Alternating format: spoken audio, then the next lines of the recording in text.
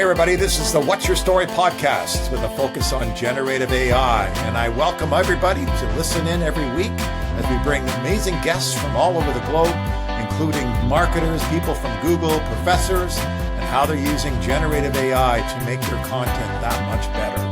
We'll be giving you tips, advice, and how you can use AI in the classroom to make it more effective, for example. Please subscribe to our podcast. We're on YouTube, and also follow us on Spotify and iTunes, and make sure you download and listen to all those podcasts out there. Okay. Anyway, this is the What's Your Story podcast, and we're bringing it to you live here every week. Have a great day.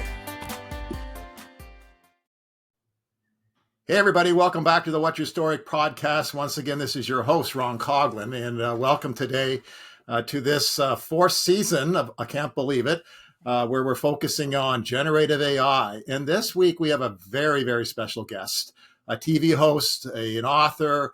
She has her own podcast on AI out of all things, Amber Mack. So welcome, Amber, to the What's Your Story podcast. Thank you so much for having me on.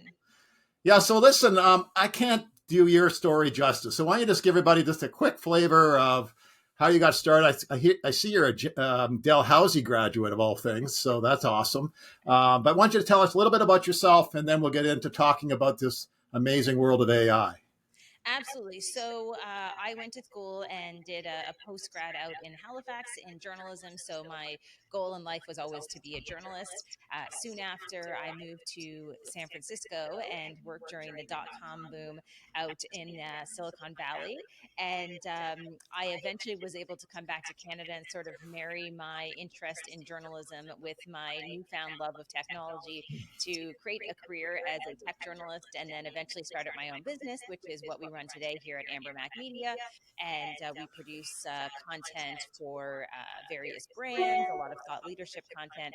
And like you mentioned, I host a show called The Amber Mack Show, which is a podcast and available weekly on SiriusXM. Oh, very good. So you're the perfect guest to have us on our podcast. So thank you. So we've had some very interesting guests over the last year, including people from Google and from Facebook and from, all places, Harvard.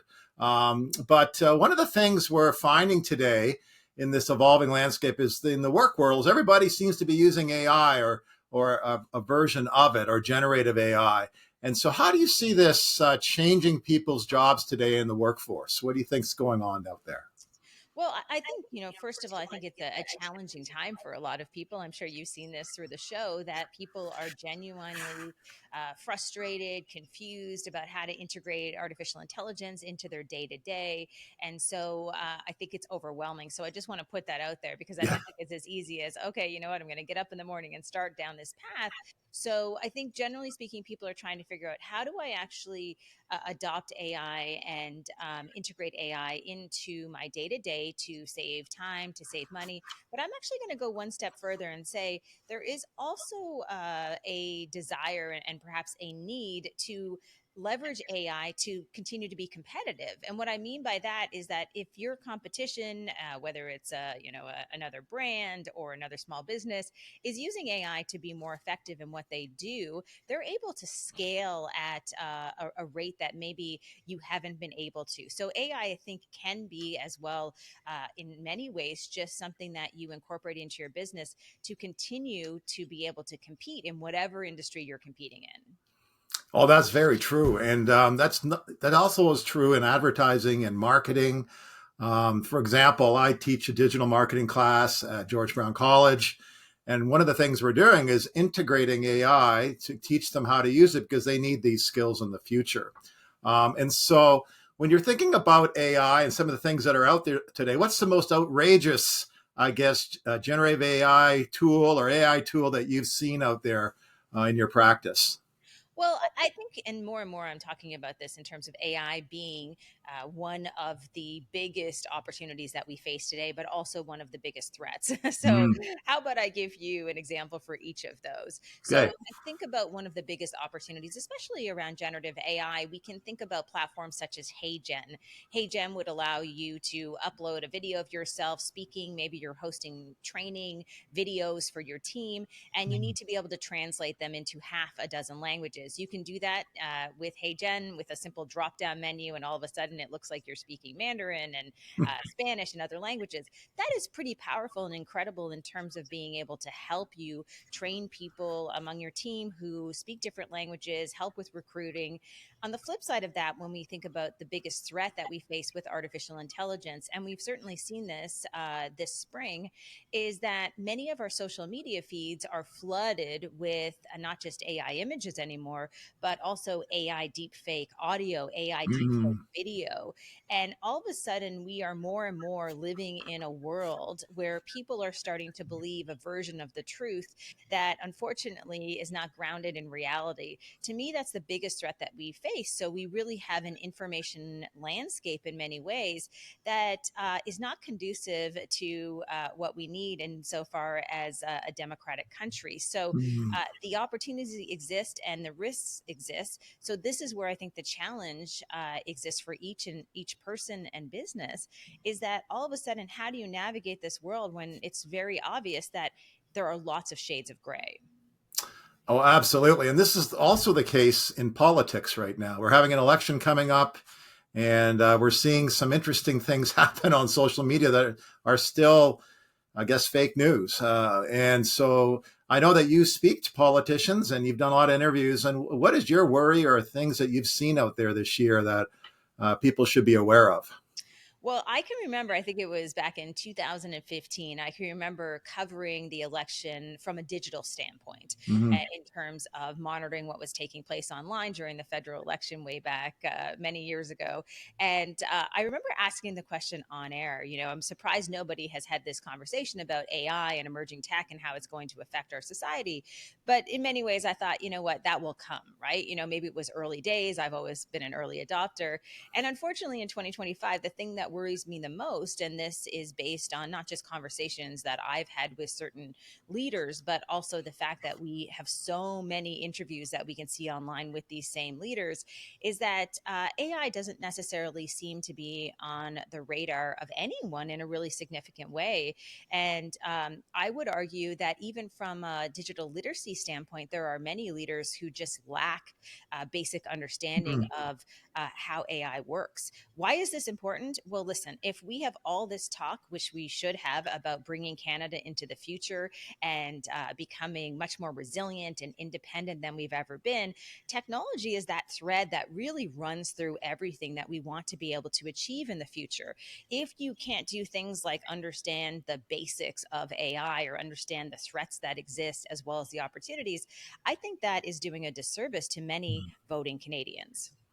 Yeah, absolutely. And the other thing that is on the political landscape is this idea of AI is not sustainable. It's using all this energy, and it's a problem out there, and no one's talking about it. So, what do you know about that? I know that some of these platforms are just using tremendous amount of energy, and it's becoming a real issue politically for some countries, not necessarily ours right now, but other countries. So. Yeah, absolutely. So people have probably heard that generative AI is a huge energy hog, for lack of a better word, and that is absolutely true. When you are running a prompt through any of these large language models, for example, it takes much more energy than a simple Google search, and so there are concerns in our world today, insofar as knowing that we have to be careful on the climate front to mitigate some of the risks that exist there, that AI could potentially undo some of the progress that we've made. To me, this is a concern, and I certainly think people are raising alarms about this. But I think there's a bit of not a silver lining here, but I think there's a tiny thread of hope. And that thread of hope is maybe eventually many of those large language models, as just one example, become actually much more efficient. And we've seen that even recently, if you remember back to the beginning of this year, in terms of China's DeepSeek app, a much more efficient app in many ways in terms of that energy usage. And so I think we're seeing signs that maybe that energy question, not that it will be solved overnight, but I think in the coming years, we will have better solutions to this real issue that we have in front of us. Now, if I'm a young person, I'm maybe finishing up my university degree or going back for a postgrad in college. Um, why would it be important, and what would you give them in terms of advice so they're more employable in relationship to AI and AI knowledge? Well, the stats are out there insofar as how recruiters are looking for potential employees.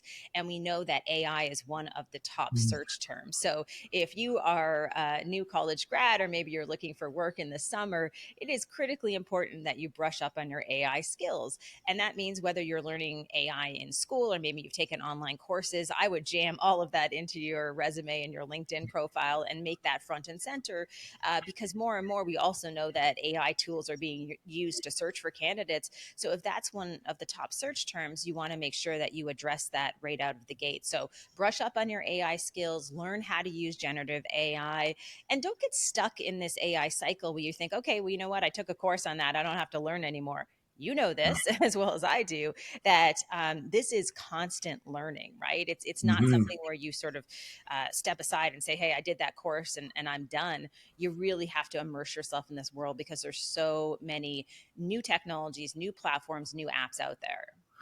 Yeah, you're absolutely right. I mean, it's changing every day. I mean, 6 months ago, I did some interviews about this and it's evolving tremendously. The students actually are quite happy because one of my courses is a digital marketing course. And I switched, Google AdWords certification to Google AI Central certification. And they're all like, hey, way to go, sir. So it's really Well, great. I'm glad you mentioned that because I was going to say that Google has some great online materials in terms of AI skills. So I think, again, going out there and sort of upskilling and spending time investing in actually building some of those new skill sets. And listen, I think the assumption is, and again, you've probably seen this, the assumption is that young people know how to use AI. The data does not actually reflect that. In fact, I think in a recent report that I saw, about 50% of Gen Z young people going into the workforce really struggled in terms of even simple things like how to write an effective prompt. So we have to remember that nobody really has this nailed down. You're absolutely right. When I ask them to look at their Google app, what do they see? They go, "What's the difference?" And I'll say, "Well, see that little blue diamond at the top? What is that?" They don't know what it is, and then they find out it's an actual tool that integrates into their Google app called Gemini. So very cool. So if you were to think about jobs and marketing jobs specifically, how is this going to affect marketing jobs? Is there a threat out there for people? Are they going to lose their job? What's going on out there? Well, I speak about AI a lot to lots of different audiences and industries. And one of the things that excites me the most is the digital marketing space. I Yeah. think this is an area where I think AI really shines more so than many other skill sets that we see. And the reason that it shines is, again, that reality of being able to scale what you do. Even in my own business, which is a lot of digital marketing in terms of content production, we're Mhm. able to take long format videos, maybe something like we're doing today, and use AI to slice and dice that into a bunch of short vertical videos that are automatically captioned that will save us days and days of editing. So to me, digital marketing, I think it's a situation where it's not that, okay, these jobs don't exist anymore. It's that the individuals who are coming out of college and universities and workplaces who have digital skills with that thread of AI sort of woven within them, I think those people can have a really incredible career because they're able, again, to understand how to scale some of what they do in the digital space. So I see just opportunity in that space for the people who truly know how to leverage AI. Yeah, absolutely. The only real concern I think is copywriters, but they're also using it to help enhance their what they're writing. But it just means possibly less of them, which is not necessarily good. Um, Now, obviously, there's some very impressive tools. You already talked a few about them, but what are some flops that you've seen out there that really hasn't worked and has given people headaches in terms of AI tools? Have you seen out there?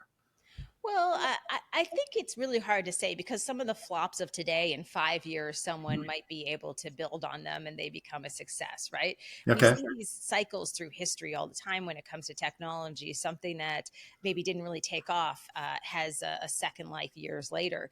Podcasts are a great example. I did my very first video podcast we launched 20 years ago. Now, there's a lot of people who think podcasting is brand new and just something over the past few years because at that time, nobody was was listening to podcasts. So there's a perfect example of a technology in terms of content creation that really did take about 15 years to become mainstream. Mm. So I think when we look at AI, we're going to see similar trends. If there are AI flops today that aren't really taking off, it could just be a case of timing. Maybe people don't have the right processing power to be able to leverage some of those technologies. So I think the flops, again, we have to sort of be patient with those and see that, hey, they could have a brighter future. On the AI front, I will say too, there's nothing that comes to mind in terms of a big flop. But I certainly think in other emerging tech spaces, such as virtual reality, augmented reality, those have also been really slow. But I think there will be a time where those become more mainstream in many ways. Yeah. There is a really interesting platform out there called character.ai. So it's a platform created by a former Google employee who they wouldn't support it. So he went off and created it on his own, which I found really fascinating. So what I did is I created a character called Angelica. She's a digital marketing expert. She knows all about AI. And I was able to do an interview with her for half an hour. And she's now emailing me every day saying, how come you haven't talked to me? Come on, come back and talk with me. So I find it very fascinating. Those tools are really interesting. And for some, it's actually freaks them out a little bit because they're like, this is real. And I gave her the voice of the movie Her. So I don't know if you've seen it's Scarlett Johansson. So I asked it to mimic that voice, and she sounds just like Scarlett Johansson. Oh my goodness! I Yeah, know, it's crazy. I'm waiting for it to be more realistic, so I can have a person, and then they talk, and then but they're actually AI person. We'll see what happens there. But well, you can kind of start to do that, even if people have experimented with Notebook LM, yeah, and another Google tool, where a few months ago they launched Notebook LM to allow you to be able to create sort of podcast conversations with these two hosts that would create a conversation around any type of text that you would paste within Notebook LM. And recently, just a few weeks ago, they added a feature in there where you're allowed to interject and you can actually be having a conversation with them. So they continue to enhance that in new and interesting ways. So I don't think we're that far off of these conversational assistants and bots having an impact on our lives. But at the end of the day, listen, I think you have to take this stuff with a grain of salt. Face-to-face human interactions are still entirely different. And it's sort of that human and technology approach that we have to all get right. Now, with your podcast and your radio show, how are you using AI to promote it? Do you have a series of steps you use, or tools, or processes that you put in place to effectively get it out there? Well, AI is built into a lot of the video production platforms in one way or another, Mm-hmm. whether it's sort of subtitling videos. I mean, that's kind of a standard. Improving the audio quality of podcast conversations. There's lots of AI tools that are baked into some of the editing tools that we use. But we're also using tools like Opus Clip to be able to generate a lot of video content from longer format videos. And again, this has been incredibly helpful for us and saved us a lot of time and money. Now with Opus Clip, and this is another new feature that they launched, is if we upload a long format video to YouTube, we don't even have to go and re-upload that to Opus Clip. You can actually connect it to Opus Clip. So as soon as we do the uploads to YouTube, it's automatically working in the background to slice and dice those longer format videos into up to, in some cases, 20 little video clips you can use across social media. So it's working in the background. I mean, to me, that's really magical. If I were to ask Chris on our team to make 20 short social media clips, caption all of them, add the subtitles, I mean, we're talking what? 3 days, really? Yeah. And Opus is doing it in some cases in 3 to 5 minutes.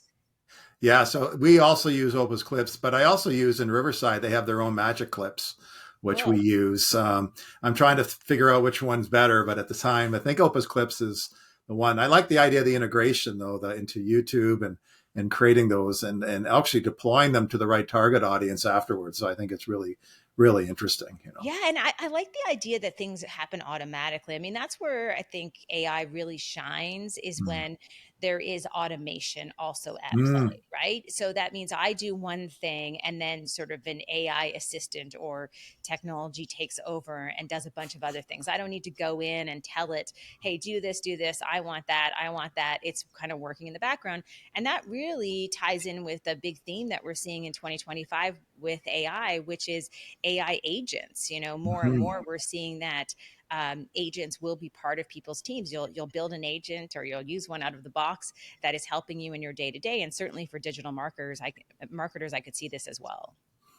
Yeah, and so you could explain to our guests a little bit of the difference between AI and generative AI. Some people in machine learning, they get a little confused by all this. I know that Google used to call everything machine learning, but they're not now. But maybe you could help everybody understand that a little better. Yeah, absolutely. So, AI is a term that has been around since the 1950s. So, artificial intelligence is sort of a bucket term for everything that we're talking about today. Computer vision, which means if I'm taking my phone and I'm asking my phone to tell me, hey, what is in front of me? That's an example of computer vision at work. So, that's a type of AI that essentially is able to visualize and interpret what it's seeing. We have, of course, large language models, which I think by now everybody knows exactly what that is. That would be an example of a DeepSeek or a ChatGPT. And these models are learning language and helping us with all of our writing. So that's another common term. But I think for most people, I think when we have this umbrella term of generative I think actually in some ways that term is one of the more descriptive in the AI space because you're generating something that is net new, right? Yes, it's based on the learning of whatever the platform is that you're using in terms of creating that content, but generative AI allows us to create videos, create audio, create text, for example. And basically, the way that it is able to do that is that all of these machines basically have learned how to do that based on whatever data has been fed into them. And that means they're able to not necessarily replicate just what they know, but also in many cases create something that is entirely new and different. Now, there is the copyright issue. What is it based on? And I say that is a great question for a lawyer, which I am not. Well, we're seeing that at the college level in terms of we don't do assignments the same way anymore. We can't say, "Give me a marketing plan," because what we get is somebody's AI version of a marketing plan, and so we've decided not to evaluate the same way anymore. So instead, we're having real life competitions. Our pitches, actually having one this week with an amazing provider in tourism out in BC. It's called ER Studios in the Kootenays, and my class is pitching them ideas and campaigns where they've used AI. Now, I want to ask you one last question here, and that it's a good question. It's if you had a magic ball and you were searching in that magic ball in the next 5 to 10 years, where do you see this all going? Like, what's going to happen out there? Well, I think if we look at the next 5 to 10 years, insofar as how AI is going to impact our lives, I think we're going to see that there is going to be some displacement that takes place within certain industries. The sort of term that you hear a lot is that the dull, dirty, and dangerous jobs will be affected by AI. Those jobs that, hey, you know what, automation is helping to keep people safer. Automation is helping with some of the more boring tasks. I think we'll see a big displacement in terms of jobs, but there will also be some net new jobs that are created. We're seeing stats from the World Economic Forum that reflect this. There will be actually more jobs created than there are jobs lost. But the reality is, most of us live in that gray area. That is sort of that middle of the chart. And the middle of the chart basically says that, hey, we don't really know what's going to happen with your job. But I think it's fair to say, and we probably both know this, if you aren't adopting AI and integrating AI into your day to day or learning how it works, you are going to be at a disadvantage in the future. And so for those of us who live in that gray area where it's not like, I don't think, as someone who does on camera work and host podcasts, I don't think it's as clear that, hey, you're going to be entirely replaced. But I know that if there is someone who knows how to use AI in a more significant way and a more effective way, that I would lose my potential work if that person is able to do it better with AI alongside them. So I think this shuffle in terms of what we're seeing right now is going to be really frustrating for a lot of people. Mhm. But you can look at the flip side of that and think this is probably one of the most exciting technological revolutions that we've ever seen. It's at our fingertips. And unlike other revolutions, all of us pretty much, if we have a computer or a phone, have access to it. And to me, that's the optimism I see about this future that we're going into. It's really about us making those decisions and helping everybody around us to be able to thrive in this AI world. You're absolutely right. I want to thank you for joining us today. And I can't say it any better. I mean, you've one of the best guests I've had on here. So thank you so much for all that great knowledge. Well, I want to give you the opportunity to give your business a shameless plug. Go ahead. How can they find you? Where are they going to get to contact you? And what can you offer in terms of your business and offering? Yeah, absolutely. I think, one of the best things that anyone could do if you're interested in following my content, I do a Tuesday newsletter at ambermac.com/newsletter that is totally free, no strings attached, just talking about how to stay up to date with what's happening in the world of AI, tech, climate, and more. And then I do a weekly show on SiriusXM that's also available as a podcast. It's called The Amber Mac Show, and you can get that wherever you get your podcasts. And if I can add one other thing to this, and I think this is to support your show as well, let's support Canadian content creators, because it is very difficult for us to rise up against these massive algorithms that are prioritizing mostly American shows. And there's a lot of great shows. But even in Apple Podcasts and on Spotify, it's really hard for Canadian creators to rise to the top. So start to fill your feeds with Canadian content and get a perspective that is uniquely Canadian, because I think that's something we're going to need, especially in the near future. I love that. Go Canadian. That's for sure, man. Especially right now, what's going on Yeah. in our political climate. So, well, thank you very much, everybody. This is the What's Your Story podcast. We've had TV host and podcaster Amber Mac on today, and I invite you all to subscribe and like this podcast and download it and share it to all your friends and family. And hopefully the U.S. people will also do the same today. We'll, Please, we'll please. see. All right.